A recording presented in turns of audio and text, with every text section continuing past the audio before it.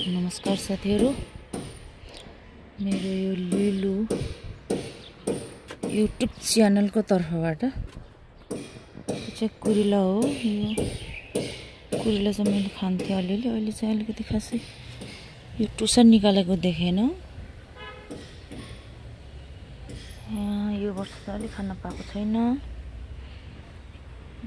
यहाँ चाहिँ मेवा खाएर फालेको आफै उम्रेको मेवा हो यो। त्यही पनि कस्तो हुन्छ भनेर म ड्रममा लगाएको छु, हेरौँ फल्छ कि फल्दैन। सुन्तलाले चाहिँ फलेछ, धेरै फल्यो यो सुन्तलाले।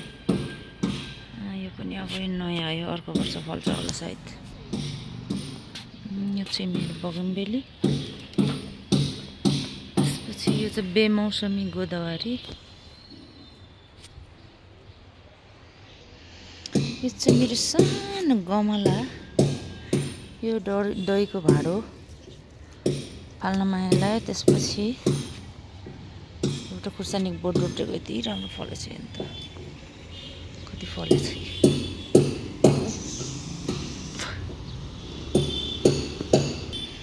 यो मेरो खुर्सानी, अकबरी खुर्सानी। यो अकबरी खुर्सानी हो है। यो चाहिँ मेरो गमलाहरू हो। साथीहरूले अब गोदावरी तिहारमा टन्न फुलाउन चाहनुहुन्छ भने अब चाहिँ गोदावरीको मुन्टा सार्न लाउनु होला है साथीहरू।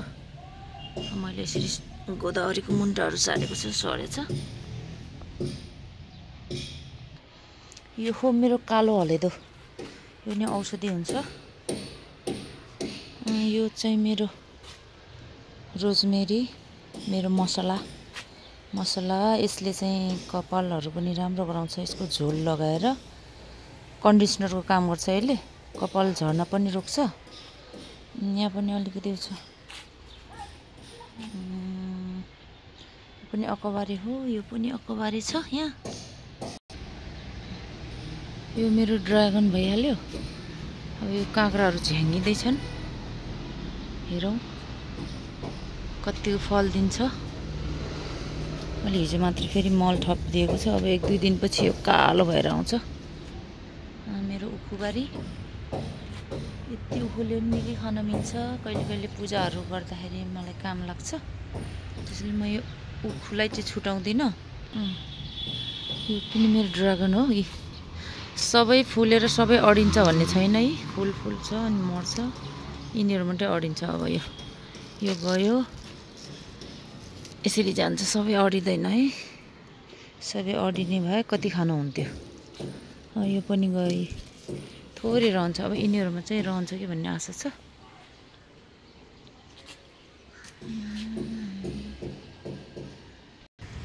यो चाहिँ घिरौला, 2-4वटा टिपेर खायो। अब योलाई यसरी जाली लगाइदिनु भयो भने चाहिँ त्यो किराले टोक्दैन। अनि किराले टोकेन भने बल्ल खान पाइन्छ। यसले त्यो झिङ्गा हुन्छ एउटा सानो, त्यो सानो माउरीले टोक्दियो भने चाहिँ मर्छ क्या यो।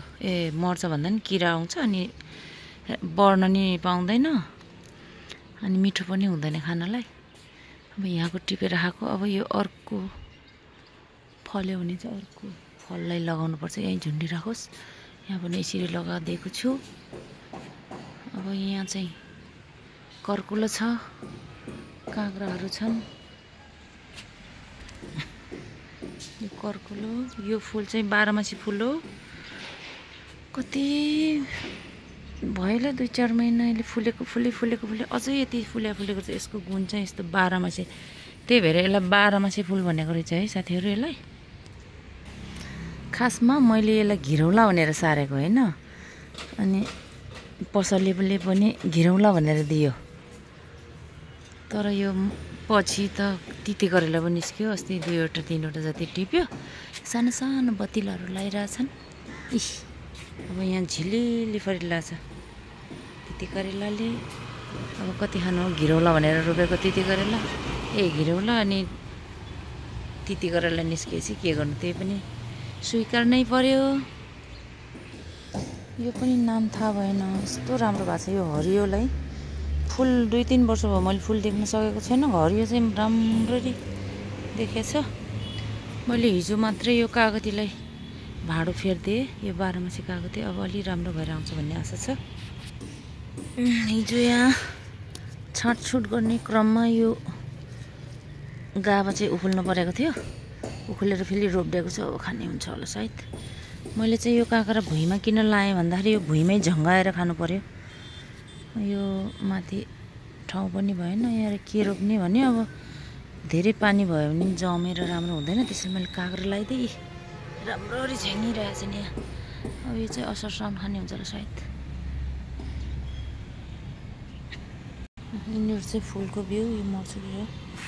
अनि यो चाहिँ पोहोर सालको भिन्डीको बुट्टा हो। एक छ्याल खाइसक्यो अनि फेरि अर्को छ्याल फेरि यसरी कोपिला बोतिला लगाइरहेछ। हे साथीहरू, यो सेतो ड्रागन हो। यो चाहिँ लेमन ग्रास हो। अब यसलाई काटेर राख्नुपर्छ चिया खानलाई अनि तरकारीमा हालेर खानलाई। रस सुप, चाउमिनमा सुप, चाउमिनको सुपमा राख्यो भने खुब मिठो हुन्छ। यो लेमन ग्रास। यिनीहरू चाहिँ ड्रागन फ्रुट भइहाल्यो। यसरी झाँगेको छ। जङ्गल भयो। अब स्याहार पार्नै ठाउँ हुन्छ यो चाहिँ पोहोर सालको यो कालो खुर्सानी हो। यस्तो फुलेर पनि पाक्न लागिसक्यो। साथसाथमा यो सयपत्री फुल, यो लोकल सयपत्री फुल हो। यो पनि बेमौसमी नै राम्रो फुलिरहेछ। अनि के टिप्यो लट्टेले चाहिँ डिस्टर्ब गर्छ। फुलिरहेछन्। मैले धेरै नै फुलहरू टिपेँ। त्यो करेलाहरूलाई फेरि हेर्न मन लाग्यो मलाई। हेर्न मन लाग्यो। धन्यवाद। मेरो आजको भिडियो यो कौशीबारीको भिडियो यति नै टुङ्गाउँछु। अब अन्य काँक्राहरूले फल्यो भने फेरि आउने चाहिँ भिडियो म लिएर। धन्यवाद है त। नमस्कार। धन्यवाद।